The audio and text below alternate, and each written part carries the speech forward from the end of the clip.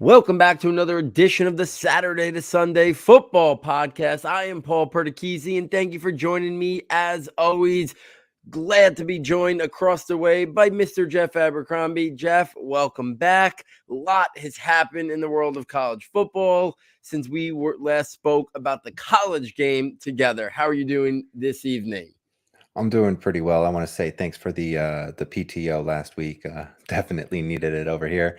And yeah, even before that, there was just the trade bonanza. So, really we're closing out the college season. We've really got if we're on the home stretch here. We're looking towards those conference championships and the playoffs, and really there's some, there's at this point in time, we're looking at a few fresh faces that could really be making some waves. So why don't we get down into it? Yeah, why don't we get right into it? Like you said, we are now in the home stretch of the college football season, mid-November here. We are closing in on championship week and then the bowl season, the playoffs, and all that fun stuff as the pressure rises. We had a chance to see some of these prospects really in big moments, and I'm kind of excited and looking forward to it. So let's jump right in and start the quarterback position, because I really think now the quarterback is a take stock, take inventory every single week, because well, it's not like last year where the names who we thought were going to be there dramatically fell off, like Spencer Rattler and Sam Howell. I do think this year we've seen Bryce Young and CJ Stroud are still at the top. And even this past weekend, CJ Stroud, 297 yards and 5 touchdowns. Bryce Young, 209 yards, 3 touchdowns, getting the win against Ole Miss there in terms of Alabama. Ohio State taking care of business. They're still towards the top, if not the top, most likely at 1-2 in terms of the quarterback ranks. But I do think there's some holes that have started been poked in both of them. And maybe that's just human nature. The longer somebody's at the top of rankings, we just naturally start to critique and more warts kind of just come to the surface of these players. But I do think there's more questions about those two now than we had maybe before the season started, even though I don't think a lot has changed. I just think it's more people emphasizing those warts rather than talking about what they do well. So maybe we just start there for a second, like even without doing like a deep dive on them this year, we've had conversations, and I know on the recent, prospect to the pros, I think they had on Bruce Feldman and Dane Brugler was talking to him, and they were kind of saying that like the word around the streets is, I know it's so easy to say, is that the following year's quarterback class is starting to generate more buzz than this. And we kind of had that conversation like a month or two ago, that was starting to come to fruition as Caleb Williams and Drake Maye were playing so well. Do you kind of see it that way? Like, is it CJ Stroud and Bryce Young just being pushed to the top because of necessity? And do you think we're headed towards both of those guys going top of the draft, or we could be in for not like a fall like last year, but maybe just not where we see these guys go at the top of the draft? Well, we have to remember, like, every year does not have the quote unquote generational talent, right? Like, not every year has, a quarterback prospect that you can, hold up as, worthy of a top 5 picks per se, right? Like, if you're just not taking positional value into account, but just looking at like maybe a player talent, right? You'll see some edge, you'll see some OT, and the quarterbacks will go early because teams need quarterbacks.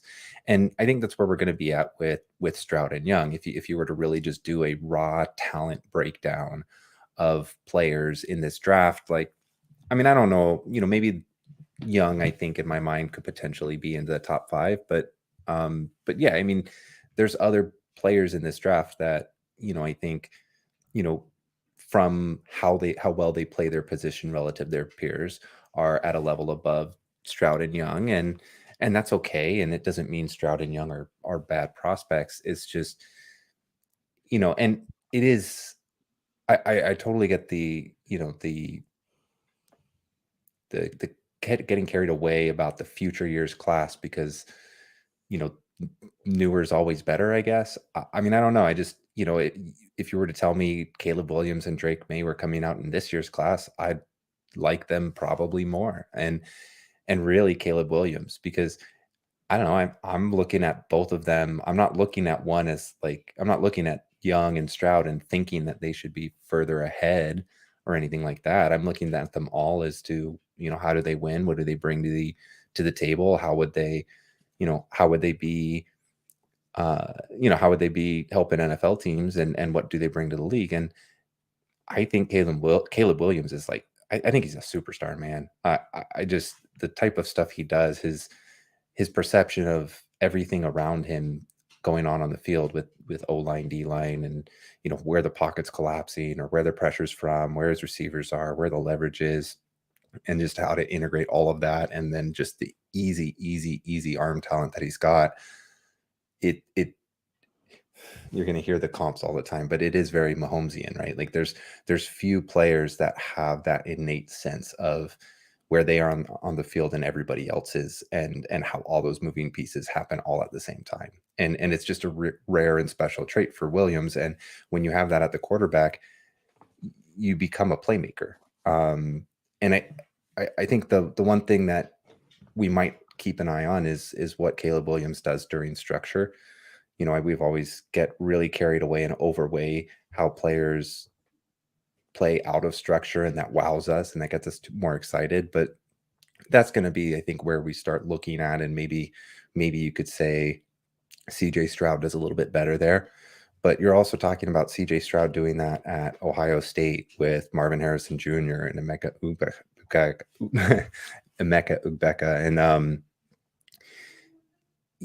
and just all of the weapons and clean pockets and open receivers. And so it's, maybe he plays better in structure, but also he's got a little bit of easier tools. So that's a long way of saying I don't think it's crazy to think the 2024 class at quarterback is going to be better. But I also don't think that's a knock on Bryce Young and CJ Stroud. I don't think they're necessarily elevated beyond what, further than what they need to be. We don't need to get carried away. And I think we are doing that when it comes to players like Will Levis, for example. And we keep hearing that teams are falling in love with them. Keep hearing that somewhere their teams just want to, they love his intangibles or how he interviews. They like his brain. And I don't know. It just, 11 for 23, 109, like lost to Vanderbilt. I've come on here a lot of times and I said I just don't see it. And we know teams will make mistakes all the time, and they'll elevate players like this when they shouldn't. And I think we might be on that track with Will Levis if the draft nicks are, with their ears to the ground, are right about what they're hearing. Yeah, I mean, I think here's the thing that, I think it's interesting. And you talked about Caleb Williams and Drake Maye, and on that last episode of Prospect the Pros, they were saying that if they were both draft eligible this year, they think they'd be the first two quarterback prospects taken. And I think I'm right there with them because, like I said, as these years went on, I think you start to see some questions arise in terms of Bryce Young's game and in terms of, CJ Stroud's game. And while it's not really fair to them, I also think part of it lies in the fact that we're seeing shorter type quarterbacks really struggling in the NFL right now. Russell Wilson's looked the worst he ever has. Kyler Murray, there's a lot of question marks going on with Kyler Murray, and Bryce Young shouldn't, and Baker Mayfield, we know what's happened with him. So it's not like Bryce Young should really be pigeonholed into that, but it's human nature. It kind of happens. And then the fact that there's been so few traditional pocket passing quarterbacks succeed lately in the draft circuit. And then the one who did last year, Mac Jones, is having a horrendous second season, kind of hurts the CJ Stroud, thought process of he's more of a traditional pocket passing quarterback. So I think right now what's also happening in the NFL is also making us critique these guys a little bit more. And then a guy like Will Levis is such a fascinating case study because I think I could see this going one of two ways. For the longest time, we were told that Drew Lock was going to be a first-round pick, right? Until draft night. And then he wasn't, right? Every single mock draft had Drew Lock in the first round. Every single one. Some as high as 10, 8, 15, et cetera, and he fell all the way to what it was in the 40s or in the 50s. On the flip side, there's Daniel Jones, right? A lot of question marks about Daniel Jones coming out. Some liked him as maybe a mid-first round pick. Some people liked him as a mid-second round pick or somewhere in between there. the Giants fell for him and he got pushed all the way up the board to pick 6. And if the Giants don't take him there, where does he go? We'll never know. Maybe the Commanders, there was talk that they liked him enough. Maybe they would have taken him over Dwayne Haskins. We don't know that scenario. So I do feel like the Will Levis stuff can go one of two ways. Like, I feel like it could be the Drew Lock scenario where the toolsy player, people are pushing him up too much. And then when push comes to shove, he's going to fall to where he probably belongs in round 2. And then, or the Daniel Jones, where the other stuff, the intangibles and that stuff push him up, even though maybe the product on the field shouldn't match what we would consider a first round pick. Like, I know he doesn't have a lot of great skill players.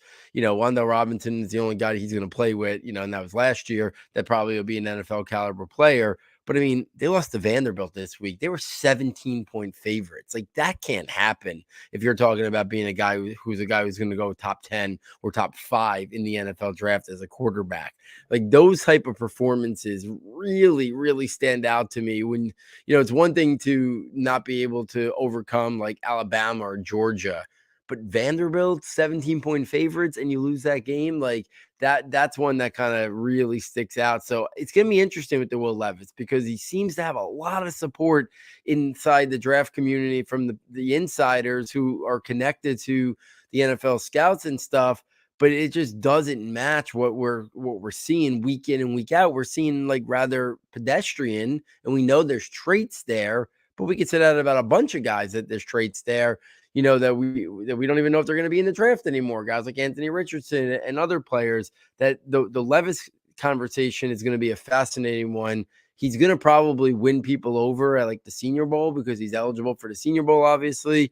And he's probably going to make somebody fall for him, right? And then we'll see how it goes. But I think he's probably going to be overdrafted. We'll see where Stroud and Bryce Young end up. If they're overdrafted, do teams start looking ahead? We know they do, but will they base the 2024 class and what might be ahead in their thinking in terms of the 2023 draft? I think that's a dangerous game for teams to make. You really have to be in a long rebuild process. Is there a lot of teams that really do that? I'm not really sure. And you don't really know where you're going to be. Like, the Giants are on their way to picking in the 20s. Like, nobody saw that coming, right? So you can't always play that game of like, oh, we can wait to next year. We like what's going to maybe be at the top of the quarterback class the following year out. I think that's a dangerous game to play, and then, after the big 3, we're kind of talking about some interesting guys who have risen this year. We've talked a lot about Hendon Hooker. Tennessee offense really rebounded this past week. Hooker 355 yards, 3 touchdowns, 50 yards rushing, another touchdown. Obviously, we know the question marks about him, the age, a lot of half-field reads in that Tennessee offense. How high is the NFL going to view him? And then Michael Penix, we've talked about him earlier in the year. He just continues this week, a big, big win by Washington over Oregon. He had 408 yards and 2 touchdowns. Jeff, any thoughts on Hooker or Penix or anything else that you want to, circle back to on Levis? Well, maybe circle back on Young, when we talk about maybe not being the most excited about Stroud and Young. And honestly, it's not about other players. It's really about Bryce Young. I mean, he's looked pretty rough for a few quarters, here and there. I mean, he turns it on in the fourth quarter and he kind of makes his Houdini comebacks, but it's not like he's been consistently solid. And I think with Penix and Hooker, I feel like that's one where I think we're craving excitement here. And those are, again, just names that we can start propping up. But when you start kind of going down, into the brass tacks and nitty gritty, you just, I think we're talking more like players that could be a round 2 picks and more than, players that you select round 1 to potentially solve the problem that your franchise has been looking for. That's kind of where I land on them. Just in a quick nutshell before, so we don't go too far, too long today. Yeah, absolutely. And I'm right there with you, but I do think it's going to be fun to kind of continue. Obviously, we know Bryce Young and CJ Stroud are going to be playing big games the rest of the year. We'll see if Tennessee and Hendon Hooker can get back in the mix. I'm not sure, like guys like Levis and that, I'm not sure what more could happen, right? He might have yeah. What? Senior Bowl, right? Yeah, Like that's it. Like, I don't that's think the any path. exactly. I don't think anything during the regular season is going to dramatically be different than what we've seen. He might have a spiked week here, but then he might have a bad week here, right? That's kind of what we've seen all year. So for him, it's the Senior Bowl, selling himself in that setting to a team that buys all in. I think Stroud and Bryce Young, they'll have some opportunities down the home stretch here for some big games, potentially. Obviously Bryce Young doesn't look like Alabama will be in the playoff mix, but we'll still see, them, and some moments there. Hendon Hooker, can Tennessee get back into the thick of things? I'd like to see him in another big moment in a big setting, to kind of see him there again. Obviously, Alabama, great. Georgia, not so great. It would be nice to kind of see him in another big moment to see how he performs as well. Let's spin this over to the running backs. And I want to start with Eric Gray, 211 yards and 2 touchdowns this past week. The whispers from the draft insiders, people like Dane and Bruce Feldman, is that the NFL kind of likes Eric Gray a lot. And this is not surprising because he does have that versatility as a receiver and as a runner who can make big plays. We know that there's some limitations, right? We've talked about, like, not the best vision, not the best patience at times, but really athletic, good pass catcher, good athleticism, good speed. He's kind of put it together this year after we were kind of disappointed last year that he didn't seize control of that Sooner backfield. And Kennedy Brooks was still the guy, but it's sounding like that he's an early day free type player. And I think that kind of makes sense. Like, right, there's some warts to his game, but he's an athletic player who's got some juice, who's got some receiving chops. I think he's an interesting player that I know I'll be higher on, I think, than probably the consensus. But if he gets some round 4 draft capital, I'll be kind of excited about that. I think his skill set warrants that. So he's an interesting name. Chase Brown, who I know you brought up a couple weeks ago, he's on the NFL radar. He's being talked about in that round 4, round 5 mix. He had 98 yards and 2 touchdowns this year. And kind of looking over, we know his rushing stats are gaudy, but what I've started to see is he's at least been able to be functional. He's not going to be a plus in the pass game, but 23 catches this year, 173 yards and 3 touchdowns. He's probably going to get to like 30 catches on the year. Like, it's at least it's in his toolbox as at least a guy who could be functional in that, right? Because sometimes we just don't even see these guys get an opportunity. And Chase Brown, who's kind of emerging this year and has himself, in the draft mix now, to see him at least be functional in the pass game, I think opens that up. And then Kendre Miller is a guy who now is kind of skyrocketing, up draft boards. I think he's on that round 3, round 4 radar. Can he push his way into definitive day 2 mix? I think that's to be determined. TCU's got big moments left still this year that could happen. But I talked a little bit about him last week, again this past week against Texas, 138 yards and a touchdown. Any thoughts there, Jeff, on Gray, Brown, or Kendre Miller? Yeah, I mean, if we're going to talk about players that I'd be the most excited about, it'd be Kendre Miller right now, because what he's. I mean, first of all, TCU, he's an integral part of why they're playing well right now. Not missing a beat with Zach Evans, leaving and him just stepping right in. I think I've made my opinions on Eric Gray known. I think I did a deep dive on Chase Brown too earlier in this season, and I don't have anything further updates on that just to see how much he's potentially evolved. But every time I check in on Gray, I notice more of a space player than a well-rounded running back that could really carry a load or run between the tackles, take on the lead of a backfield at the NFL level. But I don't think that doesn't necessarily mean he's not going to be an exciting fantasy prospect, right? We see, and I'll probably get roasted for this, but I think, Travis Etienne, fits that similar profile, a player who's so much better in space than he is in trying to decipher traffic and leverage and inside reads and earning tough yards. And that's still okay. Like, they're still helping their team and they can even still, play that lead guy in a pinch. I just don't know that they're not going to be someone a team will rely on year over year over year, like a Nick Chubb, right? Or a Saquon Barkley, or, they're not going to be able to sort of shoulder the load and keep the team on schedule, but they will provide really big splash plays. And I think Gray can be that to an NFL team. I just think he's going to be better served in that Tony Pollard style role than he would be in any lead back role. And day 3 is fine for me for there. Like, I think that was a Tony Pollard's draft capital. He's added value to the Cowboys. I think that'd be fine. I actually do think, Kendre Miller probably could get drafted ahead of him. And as well as, my favorites, Blake Corum and Deuce Vaughn. And I think Deuce Vaughn is going to be like the really intriguing one there because of his size and frame.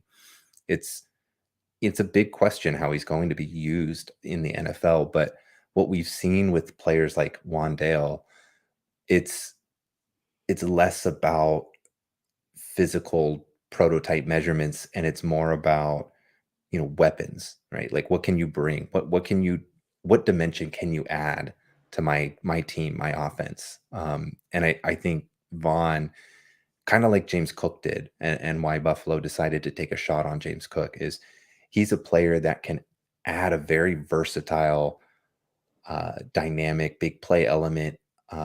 And he does the little things well that coaches like. And so I really think that, in my mind, like, Deuce Vaughn is one of my big draft risers, just over and over and over again, just seeing how reliable he is for K-State.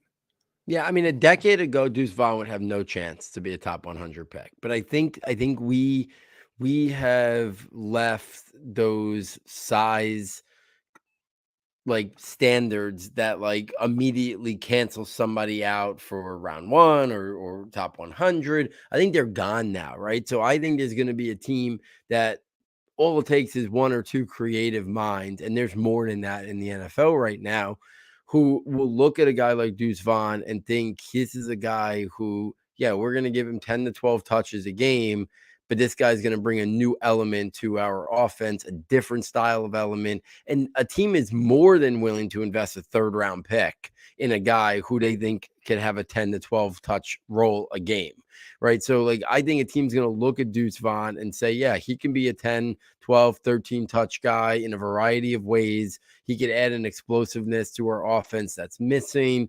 Like, would we be really that surprised if a team like the Chiefs, if they're done with Clyde Edwards-Helaire and they really like Isaiah Pacheco, says, but okay, but let's give him, right now they have Jerick McKinnon doing, that pass catching work. Well, if they brought in a guy like Deuce Vaughn to pair with Pacheco to be their duo, like, that even gives them more versatility, right? Because McKinnon only plays on pass downs. Like, obviously Vaughn could be a runner as well.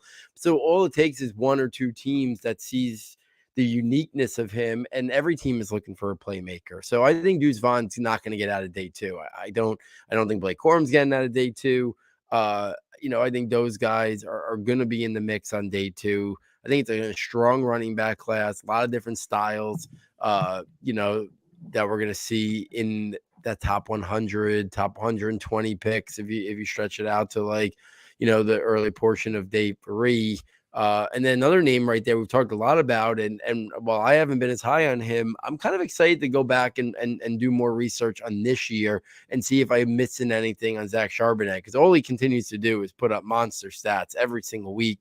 Others are higher on him than me, but he's right in that mix too, in the round 3, round 4 mix. And I'll keep coming back to this. If guys like Brian Robinson and Damian Pierce and Zamir White are going in that late round 3 through round 4, I think Charbonnet is going to find his way to that spot as also, because it's just like he's done enough in his collegiate career. He was a big time recruit.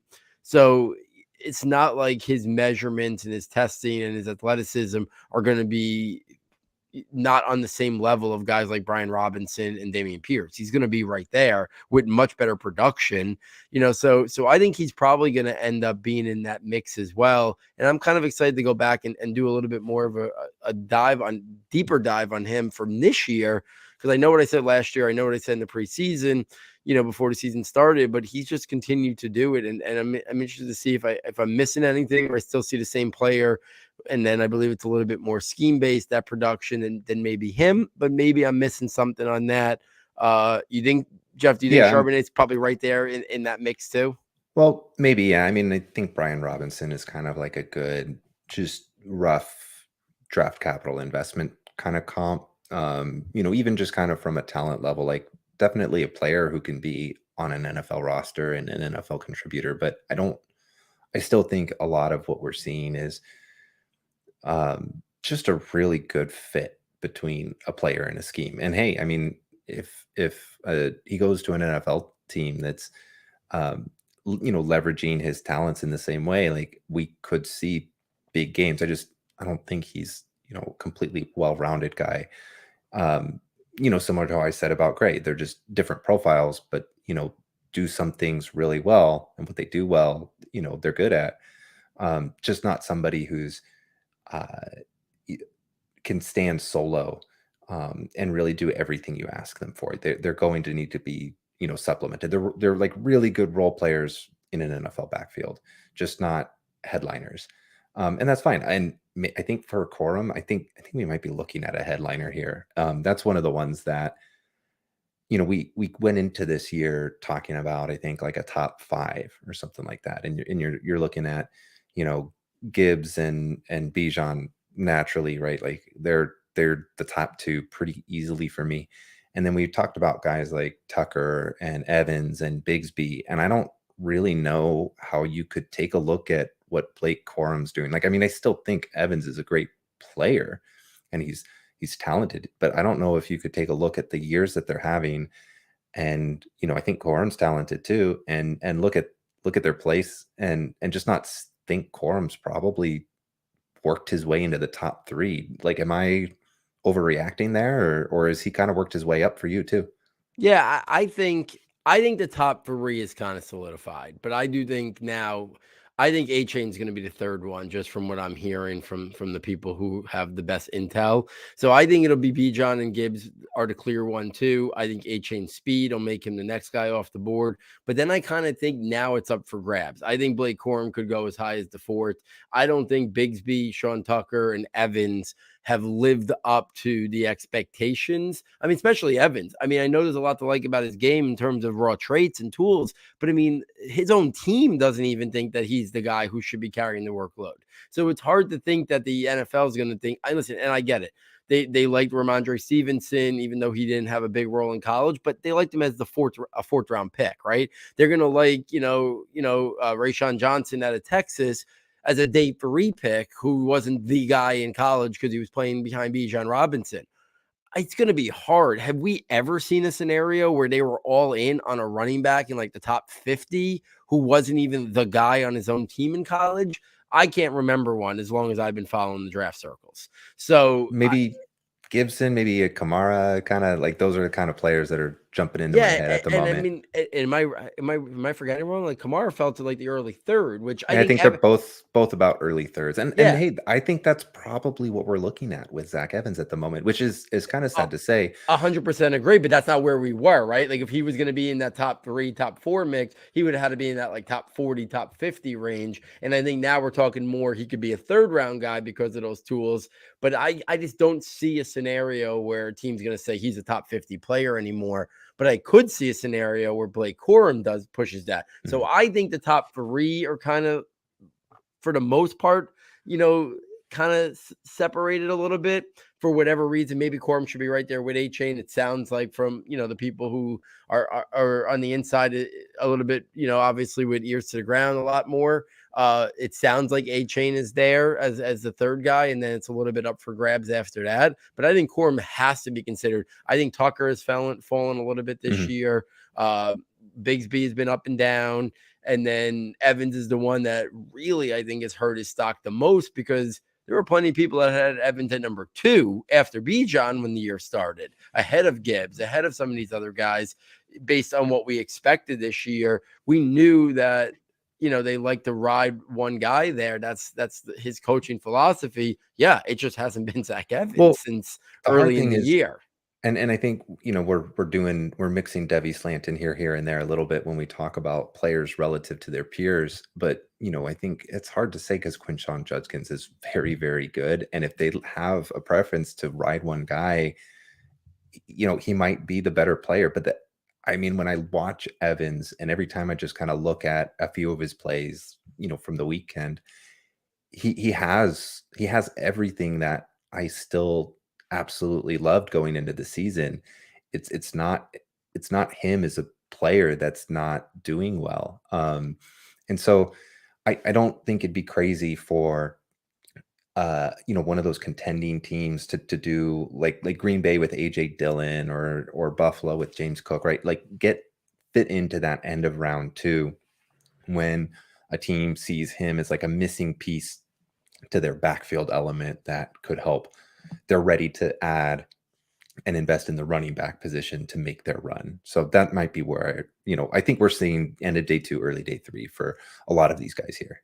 Yeah, I'm right there with you. Let's transition to the wide receivers, and I'm gonna bring them all up because I don't really think anything. I think there was a lot more to talk about the quarterback and the running back position. The things that stood out for me: Jalin Hyatt, a big bounce back, 146 and 1. I think he's now right in the mix with Quentin Johnston, Jackson Smith-Njigba, Jordan Addison, Keishawn Boutte is still going to be in the top 50 mix. I think Jalin Hyatt is now squarely in the radar. Obviously comes with some questions as basically a 1-year wonder. But he's continued to put up a monster statistical season. Marvin Mims, 4 catches, 98 yards. I feel like he's fallen a little bit this year. I don't think he's in the mix anymore to be a top 2 round guy. I think he's more, can he still make it into round 3, or does he slide into somewhere on the early portion of day 3?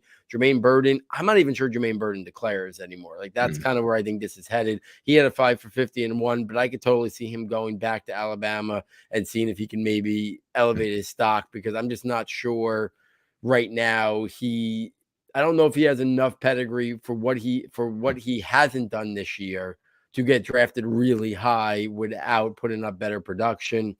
Jonathan Mingo, who I talked a little bit about last week, is a guy I want to get some eyes on because I think Mel Kiper had him at like number 7 on his wide receiver list in terms of his top 10, and that's pretty high. And he's pretty new to, in terms of, I haven't seen him on many rankings that high. So this past week, 7 catches, 59 yards and a touchdown.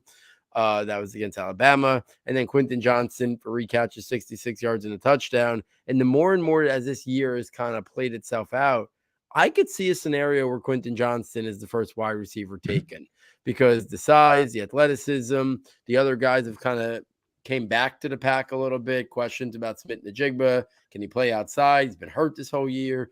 So many questions about, Keishawn Boutte, obviously, and then Jordan Addison, totally different style player than Quentin Johnston. If I was going to bet on this, I think Quentin Johnston would be my pick, that when the dust settles, to be wide receiver 1, with Addison, my maybe number 2 option if a team's looking for that style, player. Any thoughts on any of these guys or anything about the wide receiver position just in general? Because I do think there's nothing specifically from this week that really generates a lot of discussion. I'm right there. And I think Addison's a really good player. It's, again, just his role and what he's going to contribute. And, to be worth a early day 1 pick, you've got to basically be Cooper Kupp in the slot, right? And, that's not to say that Jordan Addison couldn't evolve his game the way that we've seen players like Justin Jefferson do that. It's just, that's a projection that I'm not necessarily comfortable making, where I do think Quentin Johnston does show all those tools. It's just not every week where, they're on display to see because of the way TCU's playing and running. And that's fine in my book. I'm okay with that. I think if you were to look at betting odds, it's probably somewhere between Addison, Boutte, and maybe Johnston, but, probably Addison out there. And, I don't know if you're going to, I'm not a sports betting kind of guy, but, if you're going to throw $20 on it, I don't know why you wouldn't throw $20 on Jalin Hyatt. Just, I think the speed is there, and we know NFL teams will overpay for that speed. And just with the way that he's absolutely erupted with, it will probably depend on how, if Tennessee can work their way back into that playoff picture, kind of run that magical ride with Hendon Hooker and Jalin Hyatt, like that could be something that, in April, like we see, and it's just, wow. But I wouldn't be over my skis on that. Like, I think my opinion of Jalin Hyatt is kind of like my opinion of Gabe Davis. Like, I don't think he's out there making folks look silly like Tyreek Hill or Jalen Waddle are, right? Like, I mean, he's fast, he's really good, but he's in a way that, like, Gabe Davis is a dynamic, big play weapon. It's not one that he's necessarily supporting by himself on his own. And I think when he settles into an NFL field, if he's asked to, to carry a wide receiver core by winning on the outside by himself and being that focal point, I think he's going to be a little bit miscast. And so, I think him going, maybe he might go round one, but if he goes, more on a, maybe even if he goes round one or round two, to a team, that could really use that speed, that's where I'll get a little bit more excited for him. Yeah, and I think Hyatt's elevation in the draft circuit is partially due to obviously the amazing year he's had, but it's also been the lackluster performance from the other wide receivers, right? And so we're kind of meeting this. His performance has been so great that he has to be considered in the mix, right? And that was what you were basically saying. The NFL loves speed. He's put together this monster year. He's done it against SEC opponents. So with that happening, plus guys that we were expecting big things from not living up to expectations, he's got to be considered in the mix there for sure. Let's spin this over to Devy Slant, and we've kind of talked about a couple guys. So I'm going to skip over Caleb Williams and Drake Maye. We talked about them maybe being more highly valued already than the 2023 quarterback class. I think from a fantasy perspective, I'd much prefer Caleb Williams or Drake Maye. Even though I had to wait an extra year, I'd prefer them in Devy circles than Stroud or Bryce Young. We mentioned them before. Quinshon Judkins, I think the question now becomes is like, how high should he be in Devy running back ranks? With the same caveat is TreVeyon Henderson's only played 5 games this year due to injury. He's only had 2 good games. He hasn't been the guy that we thought was arguably, the best running back in the country, basically not named Bijan Robinson. I always struggle with this because we know the talent is special, but a year like this where he battles injuries, inconsistency, do we just keep betting on the talent and keep him high in the ranks? Obviously, he's going to be high in the ranks, but the question is, has others like Judkins and others deserve to be pushed ahead of him? So I think that's a discussion. I think Marvin Harrison has started to separate himself from the underclassmen wide receiver a little bit. I think he's the guy now. In terms of guys that I think I'd be most excited about in terms of underclassmen. And then obviously Brock Bowers is going to be such a fun study next year of, can he push his way into like Kyle Pitts discussion in terms of draft capital? Could he go top 5, top 10, or does he settle a little bit further in? We have a lot of time to discuss that. So those are the things that I kind of wanted to bring up this week in the Devy Slant. We touched upon the quarterbacks already. So any further thoughts on Judkins or TreVeyon Henderson or anything with Marvin Harrison or Brock Bowers? Well, Caleb Williams is, I just want to like really press the point. He's your Devy 101. Like, again, I think we're looking at an extremely special prospect there. And then I don't think we need to go. We've talked about these players a lot. Judkins is, I think, a true freshman, so you're waiting a long time with him, and we still have, players like Braylon Allen, to get in there too and see, his seasons. I've been monitoring, still pretty good.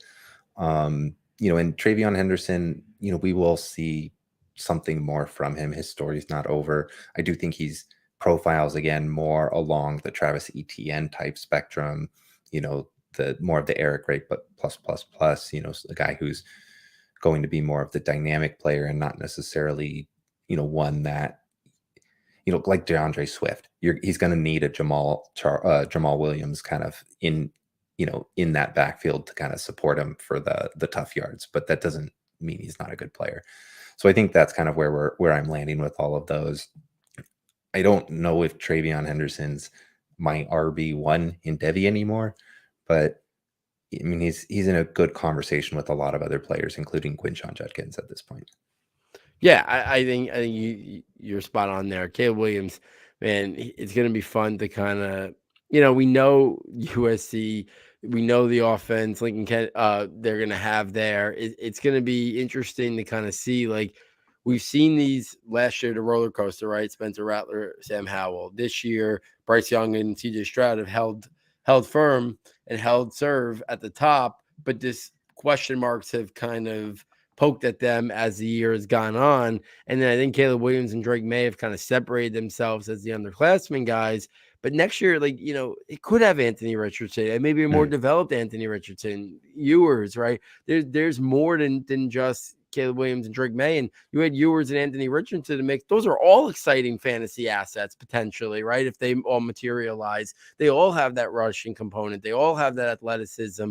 That wave of what we get excited for in terms of fantasy. And also, I think with NFL teams, we're going to talk about them in a little bit, but like we're seeing now the development of Justin Fields at the next level, right? And we're seeing these guys who have that dual capabilities.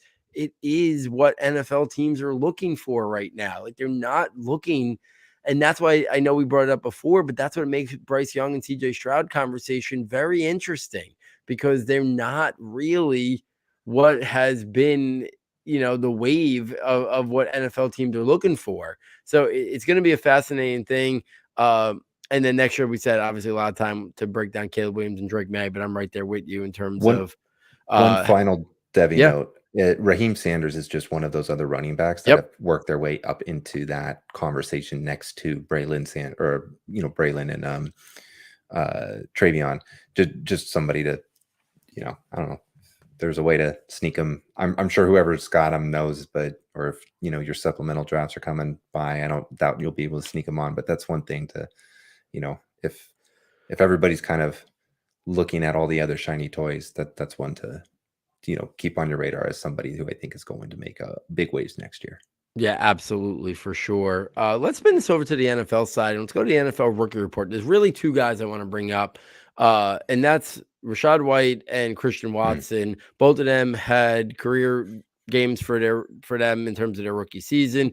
Rachaad White in the Munich game yesterday, 22 carries, 105 yards. They've been wanting to get him more involved. They were getting him involved yesterday, and then a Fournette injury. He really sees opportunity there. Tampa Bay was running really good. You like to see that because, again, Rachaad White is one of those guys who I think always profiled, from my perspective, as a guy who's an okay runner, but I thought his best asset was his pass catching ability. So to see him be that good on the ground, I think gets excited about maybe long-term prospects of him, that maybe he could even be a more complete running back than I maybe even gave him credit for. I put him more in the James Cook mold, where I thought his best attribute was going to be his pass catching, and it still might be. But I was never under the belief that James Cook was going to be a guy who could get 22 carries in an NFL game, and Rachaad White did it yesterday already. So I think that, I know we had a different style body type, and he's a bigger guy, but I just didn't think that's how he would profile at the next level. So it's nice to see that's in his repertoire. And then Christian Watson, 4 catches, 107 yards, and 3 touchdowns. I mean, that's what they drafted him for. That's what they made the bold trade up. Like, we knew he wasn't a polished receiver, a refined receiver, but he has that special trait in terms of his vertical speed. A lot of people have thrown out the comps to Martavius Bryant. They're kind of pretty good comps, to be honest with you, in terms of that straight speed, in terms of the length, the ability to go up and high point it, right? But also not and refined. the drops and the drop, there's a lot of comps there. Yeah, Watson had a couple of drops this game, and Rodgers kept going his way, that's kind of the encouraging part there. He's really raw. He's fast and hard to cover and dynamic and will make plays. And, we've seen such an inept Green Bay offense, and it hasn't really featured Watson because, he's been dealing with a lot of injuries. He's out there for the game and he's making plays, and I think they got 31 points or something, won a game. Like, maybe he's the antidote that Green Bay's really needed. So it could be, on a trajectory up here to finally deliver on, the hype that people had for him going in. I'll still hold my reservations. Like, I'm not elevating him over guys like Pickens. I'm not elevating him over guys like, I guess a good question would be, let me just touch on White real quick, and then I'll pass that question off. Yeah. I think if you listen to Twitter, it's a done deal, and I'm a pretty big skeptic because I don't think they're moving on from Leonard Fournette. But it is a non-zero chance that White takes over and becomes your league winner. So you have to be able to prioritize and see that potential outcome on the way. Although I'll probably project it moving forward as a timeshare, which is kind of weird to think about for Tom Brady and Tampa Bay, but I think that's what we're going to see there. So the question I was going to hit you with, Paul, is we've seen Treylon Burks struggle a bit, have injuries for a bit. If you're we're shuffling the receivers a lot. I think we've got Olave, Wilson, London all up there as possible superstars, to be honest with you. And I know we look a lot. Pickens is going to be very good. Maybe I'd still probably hold out some hope for Jameson Williams, maybe if I'm still rounding out a top 5. But notable absent name there is Treylon Burks, and maybe even Jahan Dotson if you kind of want to lump them in there. Like, does Watson elevate himself in your kind of thoughts and opinions of where you would rank them relative to those other rookie receivers, Dotson and Burks? Or are you still kind of with me where you're more willing to, take the stab with that round 1 draft capital? Yeah, for listen, he has high enough draft capital that early round 2 with a bold trade up. I don't devalue him too much for that. I do think though, and again, maybe he can prove me and other people wrong. I still think he profiles best as a number 2 wide receiver. And I think Green Bay might even know that even as he emerges. I think they'll still be in the market to get another guy, and maybe even in the free agent market, to kind of be their lead guy. Because I just don't know if Watson profiles to be that guy who's going to run the full route tree, who's going to, beat, top level DBs. Listen, he hadn't done much prior to this game. Let's see now if he can follow this up with more performances, because now D coordinators are going to be ready for him, right? They're going to watch this game and they're going to say, okay, now he's done something. Now we got to pay attention to him. Where before this, it was, he's that rookie who's got speed, but he's done absolutely nothing this whole year. So now he'll start to get more attention. I still think he profiles best as a number 2 long-term, not a guy who could emerge into Green Bay's number 1.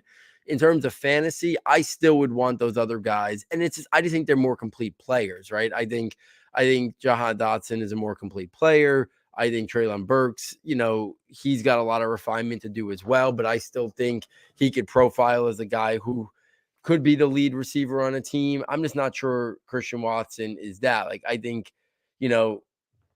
if he's not Valdez-Scantling or Martavius, like, I think he's going to be somewhere in that world, better than Valdez-Scantling, maybe as good as Martavius Bryant was when he was playing his best. Could he emerge above that? I think that's the question mark that I still have my reservations on. So I'd put the Burks and Dotson ahead of him. I do think you can start to say maybe he should be ahead of Sky Moore, who has not been able to really work his way into that depth chart. They're both round 2 draft capital. They're both attached to good quarterbacks. Obviously, Mahomes is much younger, but, KC went out and got Tony. That I think might be a little bit of an indictment on Sky Moore. I'm not saying it's a huge one. We had that conversation on the trade deadline show. It's very possible that Tony and Sky Moore are the top 2 wide receivers next year, with Mecole Hardman and Juju not signed past this year. But I think Watson to Sky Moore is the question. As much as I like Wan'Dale, I think the ceiling of Watson is much higher. So I would definitely say, Watson over Wan'Dale. But I think him and Sky Moore is the conversation right now, not yet him to Treylon and Dotson. But I'm sure other people look at it differently. Other people had Watson, ahead of Dotson before this year even started. So those people are probably going to say Watson. So I think it kind of depends on where you started. And maybe my opinion changes if this was the real breakout and this was the start of Watson putting up somewhat good performances the rest of the year. Obviously, he's not going to do this every week, but just if he continues to be a factor every single game and teams are paying attention to him and he still delivers, well, then I think you got to start to recognize that maybe there was more to his game. So I think it's gonna be fun to watch because he's a young player, he's an exciting player, and Green Bay needed it. So we'll kind of see where it goes from here. The only other two names I wanted to bring up to close out the rookie report are I do think the lack of passing and the inconsistency in the pass offense is going to open a small window for Drake London, who's not going to have these gaudy rookie stats compared to some other people that I do think if their situation was different, I think he would be a guy generating a lot more buzz. He did for like a week or two early in the year, and then it's been very quiet. But that's a really, I think, more product of Atlanta and how few pass attempts. So I do see a scenario where I could easily sell myself on no matter what rookie pick I had. If I was planning on taking a wide receiver, could I spin it for Drake London? And I think, and this was a guy who had Drake London fifth last year. So this wasn't even a guy. I'm not even a guy who was, absolutely in love with Drake London, but I liked what I saw from early in the year. I like his upside. I think I'd much rather Drake London than any of the wide receivers coming out in next year's rookie drafts. And I think if he has a very ho-hum statistical year, which he's gonna at this point, I think you could probably take your fifth rookie pick overall and trade him for Drake London because people are always more excited about the new shiny weapon. So I do think there's going to be an opportunity to maybe go buy Drake London, and I think that might be a good purchase to buy because things are going to change there in that Atlanta. This is not going to be what they are, moving forward. And as questions have arisen over Kyle Pitts, that might even mean there's more meat on the bone for a guy like Drake London to be the clear alpha, where when he was first drafted, we said, oh, the offense is going to run through Pitts and Drake London. Well, Pitts now still has to show. I mean, this is year two, and he hasn't seized, a major, dominance as what we thought we were going to see from him. And I'm still, keeping the light on for him. I still think he's going to be great. But I do think there's at least now some question marks there as well. So I like that. And then Isaiah Pacheco, I thought was interesting was Edwards-Helaire had no rushes this past week. Like it looks like Pacheco is now seized control of the running responsibilities in that backfield, which is just wild from a late round rookie. I remember you talking to Matt Waldman about him because he was one of Waldman's guys, and to see him on a Super Bowl contender, maybe the favorite, in the AFC with the struggles that the Bills have ran into of a late round rookie pick has seized the job from the first round rookie pick from a couple of years ago. To me, is kind of wild. I wouldn't be going crazy in any fantasy world. We know late day redraft capital does not mean much. I could totally see KC looking to revamp the running back room after this year. Jeff, any thoughts on London or Pacheco before we close it out with a quick NFL Dynasty stock report? Yeah, I mentioned London very briefly, along with Garrett Wilson and Chris Olave as just I think they're on a track to being superstars.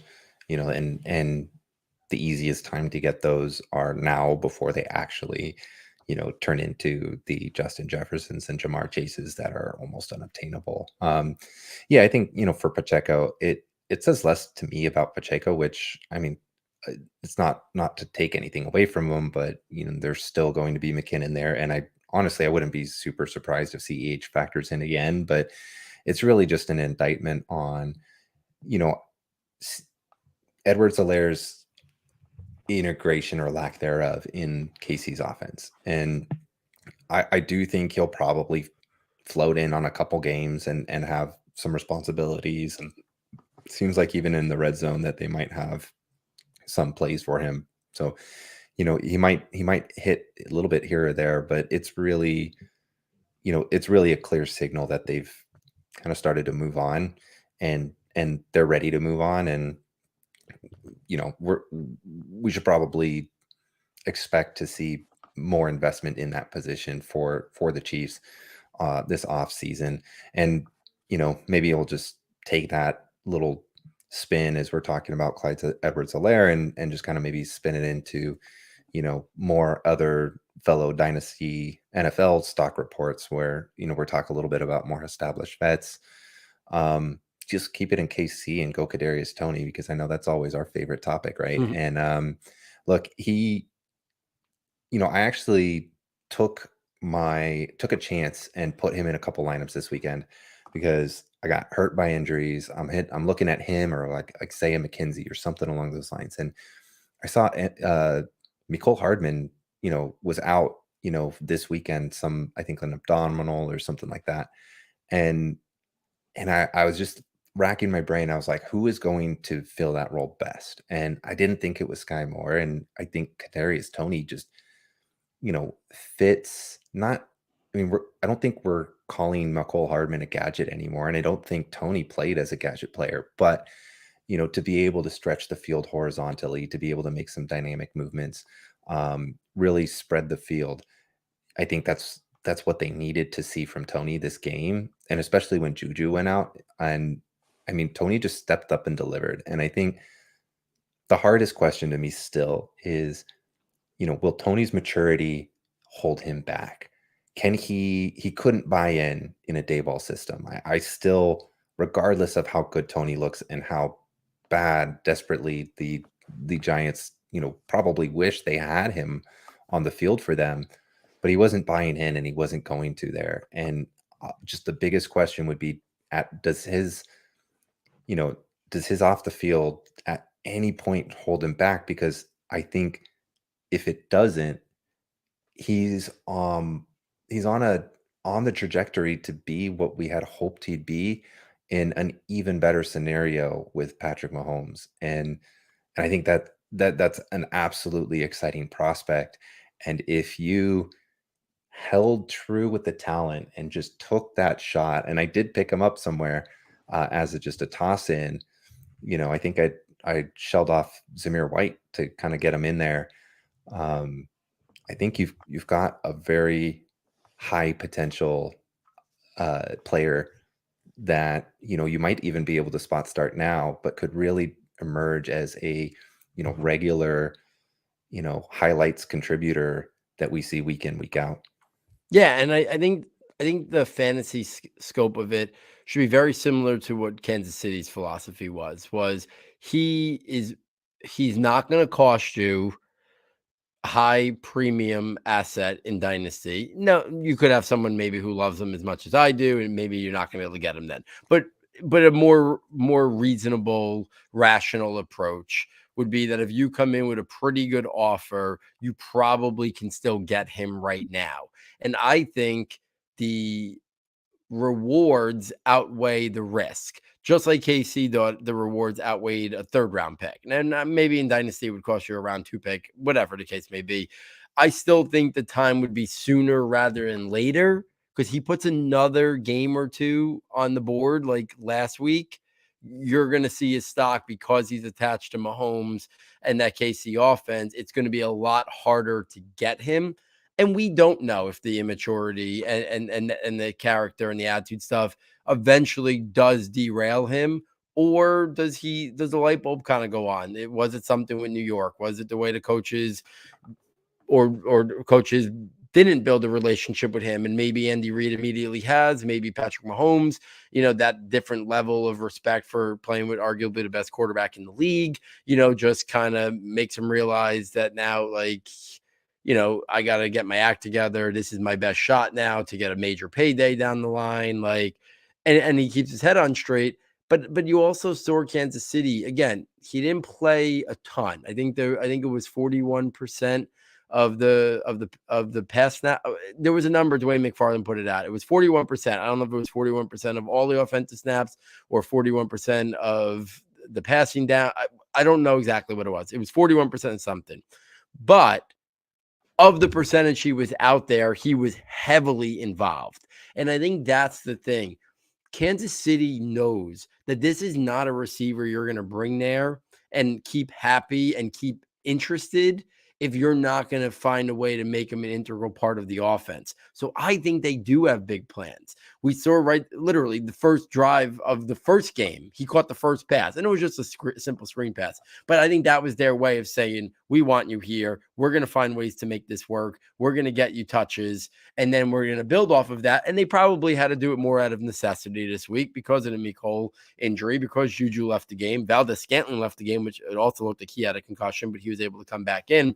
So there were a lot of factors this week that opened the door for Kadarius Toney, but then what he was able to do with it, I think now opens the door for more to be built upon as the year goes on. So I do think the investment would be get him sooner rather than later. He's not going to cost you a round one rookie pick. So I think then the upside is well worth it compared to, listen, look at all the question marks we have about this wide receiver class.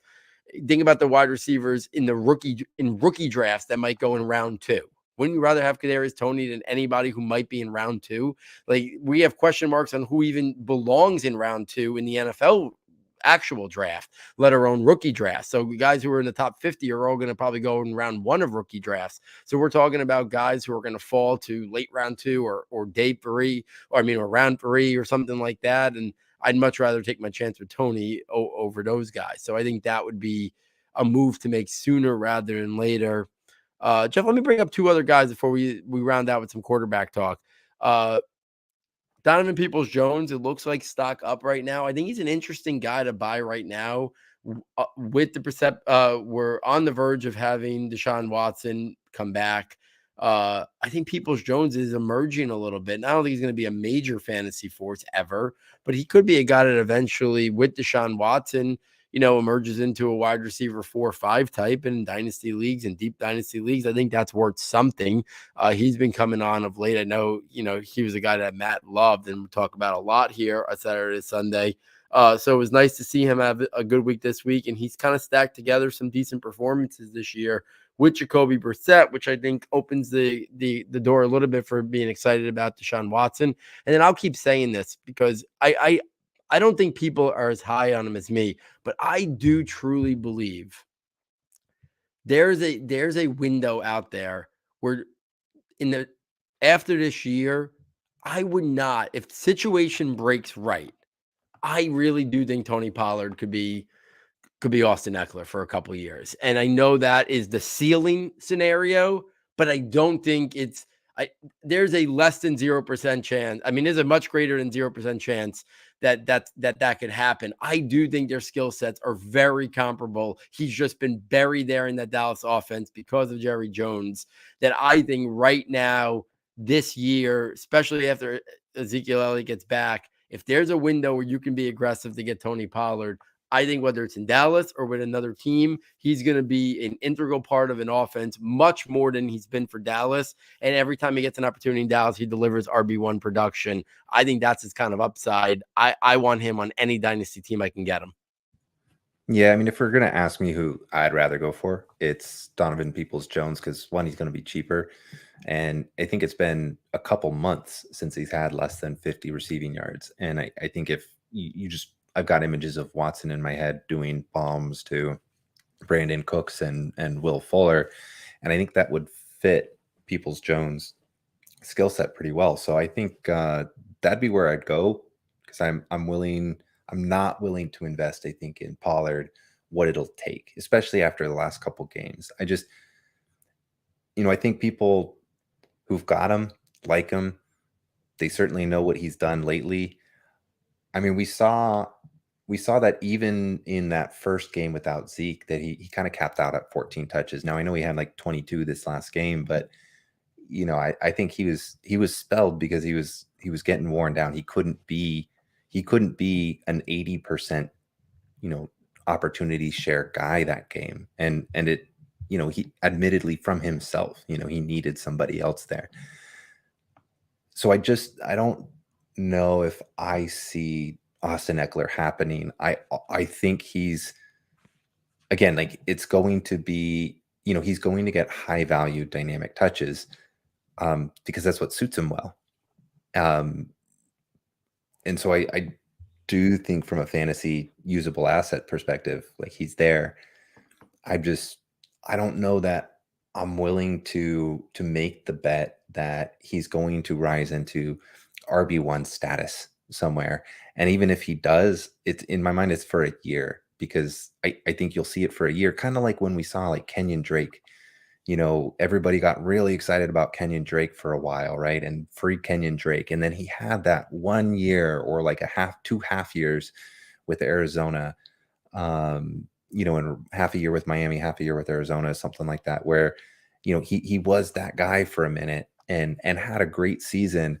And then, and then in comes James Conner and they it wasn't enough that they wanted to rely on that as a team. And that's, I see it more following those lines. Is it that Kenyon Drake style? And there was, the guy before him too. There was a couple of them, and I think there was one for the Texans, and we see it a couple times here and there. And I think you're much more likely to see that than you see Michael Turner, basically. Yeah, it's gonna be interesting. Maybe I've been waiting a while, and as he gets his opportunities, I think that's what he could be. But it's gonna be interesting. It also will depend a lot on, where he ends up. Does Dallas move on from Ezekiel Elliott and makes him the focal point with another piece obviously coming in? But I'm okay with that, right? Even if he, had early career or mid-career Alvin Kamara usage, not the one now where they sometimes feed him 20, 22 touches. Like if he's somewhere where he's getting like 15 to 16 touches, see, I think that's reasonable. 15 to 16 touches. I think he could handle that. I think if he was to get 15 to 16 touches, he'd be an RB1. But maybe Yeah, I think that's got to be. That's like 250 on the year, right? Like, so that's probably more than he's going to necessarily get on a season. But I think at times and when opportune, that's probably what you're going to get. I think the best way that I would be interested in getting Pollard is if I was squeezing him into a bigger deal, making a bigger move for a bigger name and overpaying for that name, whether that's, a couple firsts for Mark Andrews or something along those lines. And then you're like, well, I know I'm overpaying here. Can you put Pollard into this deal and let's get it done? That's kind of how I would try to get that through. Yeah, and I don't have a good read on what it would take, but like straight up for Pollard, like in terms of draft compensation, I don't know the right number because people are very tight about trading first round picks. I'd be inclined to potentially give up a late round one rookie pick. I don't know if that's aggressive. I don't know. I don't have a good read on what the industry thinks of Tony Pollard in terms of his draft value right now. If it was just talking on the picks side of it, because there is unknown, right? It's the same thing with Alexander Madison, who would be another guy I'd be strongly advising to buy, because I'm going out on a limb saying these guys are going to be starting running backs next year somewhere and get their opportunity finally. We know it doesn't always happen, right? We haven't seen a lot of that. I think these are two unique cases where they've kind of had to bide their time behind guys who are, great players for, I don't think Ezekiel Elliott's great anymore, but Dalvin's still pretty great. So it's one of those things where you're kind of buying what they could be in their new home, but is there a new home waiting, or is everyone just think, oh, we can go to the draft and get cheaper volume, and cheaper contract, and the guy who's 21, and then does that leave them without a clear home in terms of an ideal landing spot? I think that's the question. But I know Pollard and Madison are two of my guys. I'm kind of intrigued to get them because I do think they're going to be starting running backs and guys who could flirt with that RB1 to mid RB2 range next year. So we'll follow it. I know I'm a little bit higher. We'll kind of see how that plays out. And then, Jeff, let's round it out with some quarterback discussion here, because stock way down is Russell Wilson and the Denver wide receivers, and stock up is Tua and what he's done this year in every game he started. Obviously, the wide receivers, nothing needs to be said. They're both if they're not in people's top 8, I'll say. I guess I'll stretch it out to 8 just in case. Waddle's higher than that for me. If those two guys aren't in your top 8, or even if we say top 10, I don't know, what the dynasty rank's got to be revisited at the wide receivers. But Tua, stock way up, especially connected to those guys. Russell Wilson, I don't know what to make of his year, but it's killing the value of the Denver wide receivers.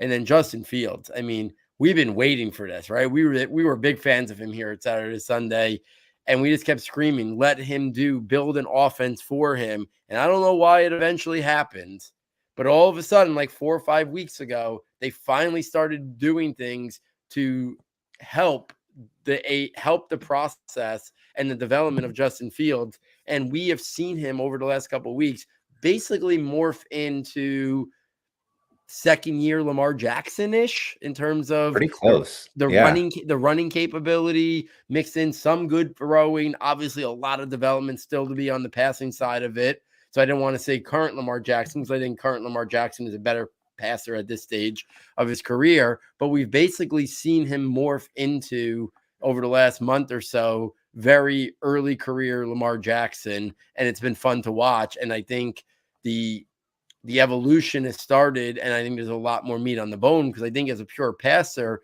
I thought he was a better pure passer in college than Lamar was. So I do think there's plenty of development to still be done in terms of passing, getting Chase Claypool up to speed, give him another weapon maybe next offseason. So you pair Mooney with Claypool with somebody else and Cole Kmet, and you kind of go and then continue to, develop him. But his stock's got to be way up there. Mm-hmm. I haven't redone Dynasty overall ranks. I'm due for a major upgrade.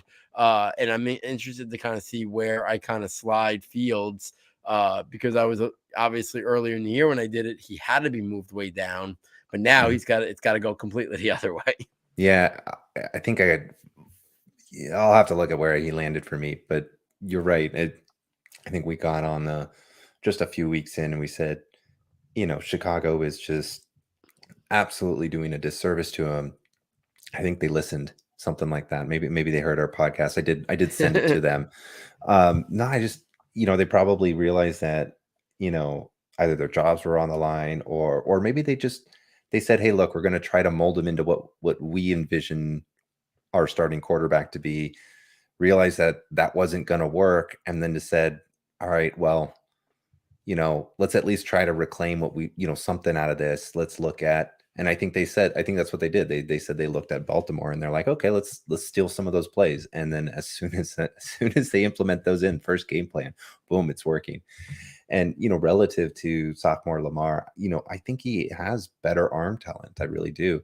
It's just Lamar's always been an extremely cerebral player. He's got so much going, between the ears that Fields hasn't developed yet. And we'll see if he gets there. That's the hardest part, to really predict the growth that you see in that manner.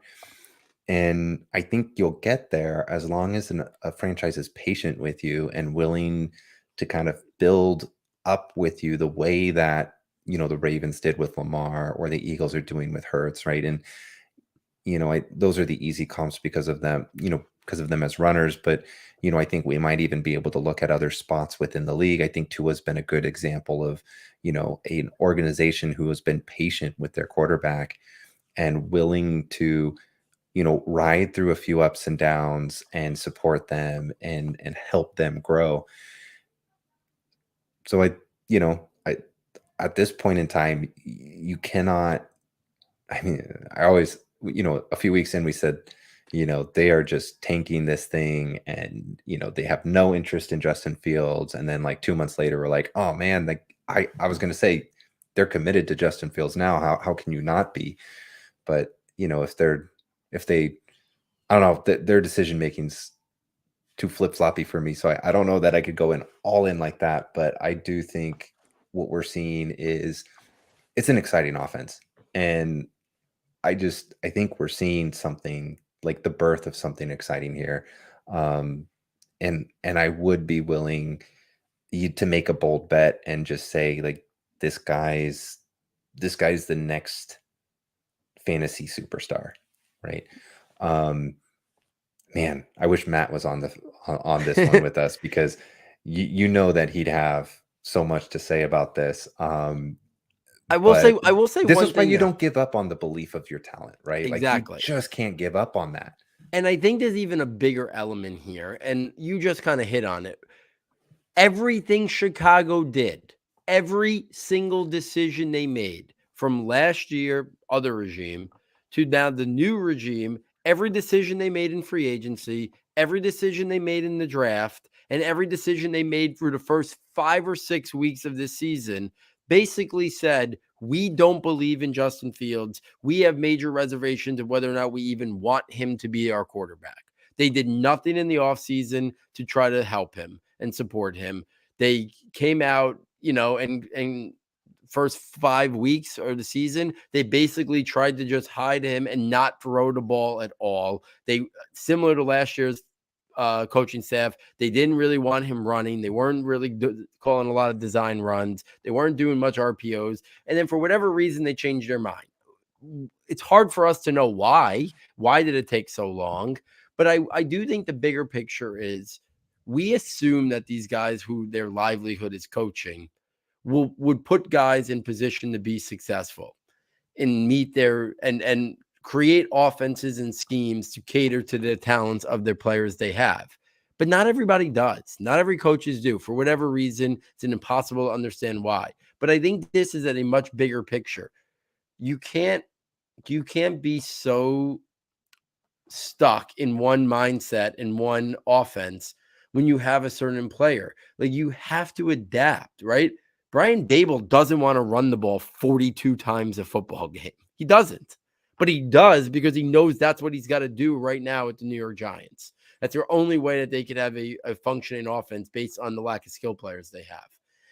And if they had different offensive players, they would be doing a very different scheme. This is not what Brian Daboll wants for sure.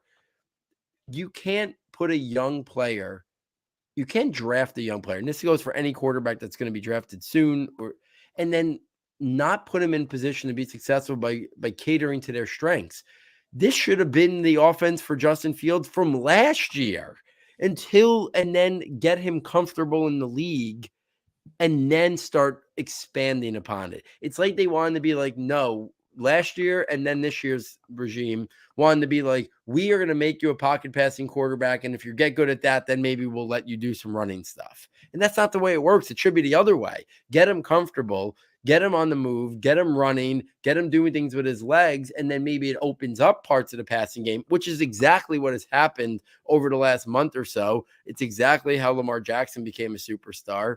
So you hope as more young quarterbacks are set to enter the league in April, after next year's draft, teams realize what they can bring and cater to that to start their career and then expand upon it. Because I do think a lot of quarterbacks fail. Some of it's their own doing for sure, but also I think some of it's the situation that the coaches put them in, not trying to cater to their strengths.